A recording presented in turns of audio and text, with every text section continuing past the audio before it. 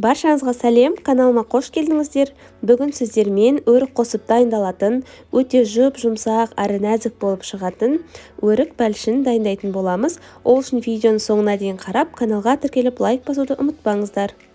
Шұңғыл ыдысқа жұмыртқамызды саламыз, кейін үстінен қантымызды салып, вентиктің көмегімен жақсылап араластырып аламыз. Кейін үстіне бөлме температурасында тұрған сары майымызды саламыз. Егер қаттырақ болса, кішкене ертіп алсаңыздар болады. Жақсылап араластырып, кейін үстіне қаймағымызды салатын боламыз. Қаймақтың пайызы неғұрлым жоғары болған сайын, сіздің пирогыңыз өте дәмді болып шығады.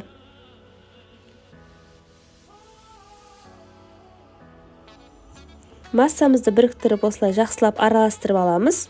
Миксер қолдансаңыз да болады.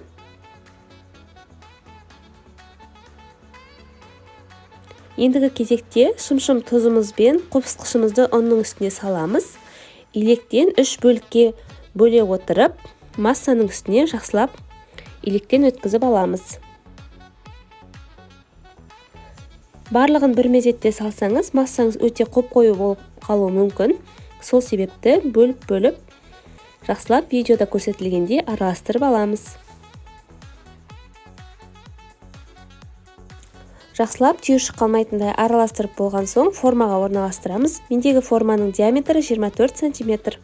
Лопатканың көмегімен жақсылап жайып орналастырып болған соң үстіне өрігімізді қоямыз.